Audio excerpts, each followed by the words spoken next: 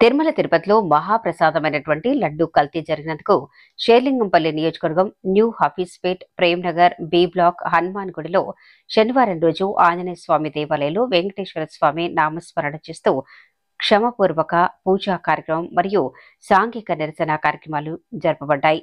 Committee వారు మాట్లాడుతూ తిరుపతిలో లడ్డూ కల్తీ జరిగినందువల్ల హిందూ సమాజం మొత్తం దేశవ్యాప్తంగా నిరసన కార్యక్రమాలు చేపట్టాలని, అన్ని గుడులలో కల్తీ పదార్థాలు విక్రయిస్తున్నారని, వాటిని అరికట్టే విధంగా ప్రభుత్వాలు చర్యలు తీసుకోవాలని డిమాండ్ చేశారు.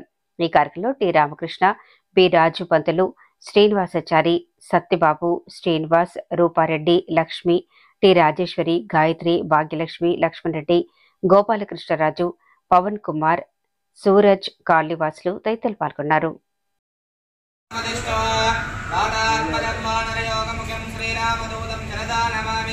అందరూ కూడా మనస్ఫూర్తిగా ఆంజనేయ స్వామి వారికి నమస్కారం చేసుకోండియా. ఆంజనేయాయ నమో నమః, వాయుపుత్రాయ నమో నమః, ప్రేమ్నగర్ బి బ్లాక్ సమస్త భక్త కోటి గోత్రానాం నామధేయానాం సకలక్షేమస్థైర్య విజయ అభయాజురారోగ్య మహదేశ్వర్య యోగ్యరాజిద్వారా ఆంజనేయ స్వామి సంపూర్ణ ఆశీర్వాద యోగ్యరాజిద్వారా స్వామి సంపూర్ణ అనుగ్రహ ఆశీర్వాద యోగ్యరాజిద్వారా శుద్ధోదక కాలకాలమయే పూజా మంత్రయామి. నమో ఆంజనేయాయ వాయుపుత్రాయ మహాబలాయ నమో నమః. శుద్ధోదకమిదానేన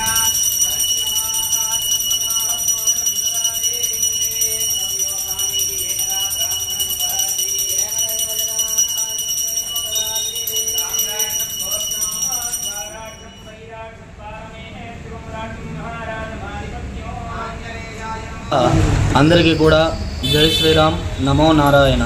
ఈరోజు మన హిందువులందరూ కూడా బాధపడేటువంటి రోజు. ఎందుకనగా తిరుమల తిరుపతి వెంకటేశ్వర స్వామి దేవాలయంలో లడ్డూ కల్తీ అయినది. అది ఎవరు చేశారు, ఎందుకు చేశారు అనేది సిబిఐ ఎంక్వైరీ వేయాలి. తిరుమల తిరుపతి వెంకటేశ్వర స్వామి స్వయంగా తన మిత్రుల కళలో కనబడి తానుకు నచ్చినటువంటి విధంగా లడ్డూను ప్రసాదంగా భావించమని చెప్పి లడ్డూను అందరికీ కూడా నైవేద్యంగా పెట్టి అందరికీ ఇవ్వమని చెప్పి తన కళలో కనబడ్డాడు. ఆ విధంగా చెప్పి ఇప్పటికీ సుమారుగా 250 సంవత్సరాల నుండి తిరుమల తిరుపతి క్షేత్రంలో లడ్డూ కొనసాగిస్తూ లడ్డూ నైవేద్యం స్వామివారి కింద వాళ్ళు కాలినడక కానీ అందరూ కూడా మొక్కులు తీర్చుకుంటూ వస్తూ ఉన్నారు. ప్రసాదం కూడా తీసుకొస్తూ ఉన్నారు.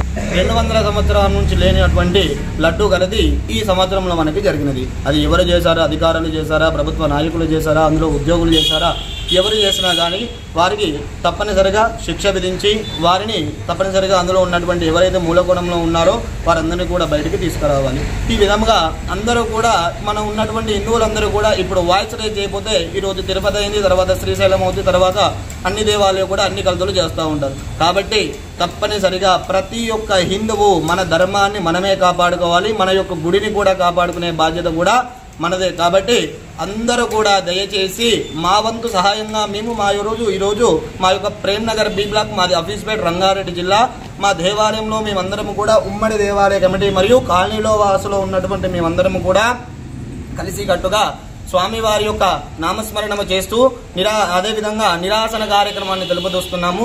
శాంతియుతంగా ఎటువంటి గొడవలు లేకుండా, ఎటువంటి అల్లరు లేకుండా మా వంతు సహాయంగా మేము ఈ యొక్క నిరాసన కార్యక్రమాన్ని తెలుపుతున్నాము. కాబట్టి దయచేసి హిందూ సోదరులారా అందరూ కూడా మేలుకోండి. మనకు జరిగినటువంటి అన్యాయాన్ని, మన యొక్క సనాతన ధర్మాన్ని మనమే కాపాడుకోవాల్సినటువంటి బాధ్యత మనందరికీ కూడా తప్పనిసరిగా ఉంది. కాబట్టి అందరూ కూడా చెయ్యి కలిసి ఈ యొక్క ఎవరైనా సరే వారిని కఠినంగా శిక్ష విధించేంత వరకు మన వంతు సహాయం మనము ఖచ్చితంగా చేస్తూ ఉన్నాము. వెలో శ్రీమన్నారాయణ. అభయాంజనేయ స్వామి టెంపుల్ ఇది, రంగారెడ్డి డిస్టిక్, హైదరాబాదు. ఇక్కడ చెప్పేది ఏమంటే మన శ్రీ వెంకటేశ్వర స్వామి గుడి కూడా ఏమంటే లడ్డు ప్రసాదంలో కల్తీ ఎక్కడ జరిగింది కదా, ఆ జరిగిన గురించి ఏమంటే సిబిఐ ఎంక్వైరీ చేసి ఆ తప్పు చేసిన ఆఫీసర్ ఉండని, ఏ అధికారులు ఉండని, ఏ ప్రభుత్వ హోదాలు ఉంటే కూడా పర్వాలేదు, వాళ్ళకందరూ సిబిఐ ద్వారా ఏమంటే శిక్ష పడాలని చెప్పి ప్రార్థిస్తున్నాం. మేము శాంతియుతంగా ప్రారంభించాం. ఇదేంటంటే ఇప్పుడు తిరుపతిలో జరిగినట్టు ఏ గుడిలో ఇట్లాంటి కల్తీనయ్య ప్రసాదం అపవిత్రం కాకూడదని ఈ తెలంగాణ మొత్తం ప్రతి గుడిలోని ఇట్లాంటి నిరసనలు శాంతియుతంగా నిరసన చేపట్టాలని మా ప్రయత్నం మేము చేస్తున్నాం. మా వంతు ప్రయత్నంగా ప్రతి హిందువులు వాయిస్ రేజ్ చేయాలి. శాంతియుతంగా ఏ గవర్నమెంట్ ప్రాపర్టీస్ పాడు చేయాలని మాది ఏం కాదు.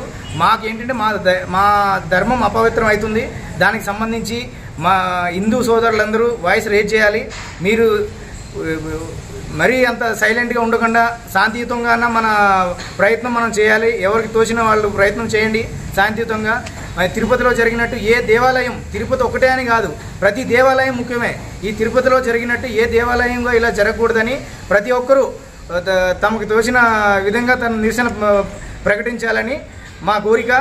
ఇప్పుడు దీని తిరుపతి సంబంధించి మేమేం చెప్తున్నామంటే, తిరుపతిలో ఏ పరిపాలకుడైనా, రాజకీయ నేత అయినా, గవర్నమెంట్ ఎంప్లాయీ అయినా, అవసరమైతే ఈ నిత్యం దైవ సన్నిధిలో దైవ కార్యక్రమాలు చేసే పండితుడినైనా వదలొద్దు. సిబిఐ ఎంక్వైరీ వేసి దీనికి తగిన దోషులకి శిక్ష పడేలాగా ప్రభుత్వం చర్యలు తీసుకోవాలని మా కోరిక. శాంతియుతంగా మా నిరసన వ్యక్తం చేస్తున్నాం మేము.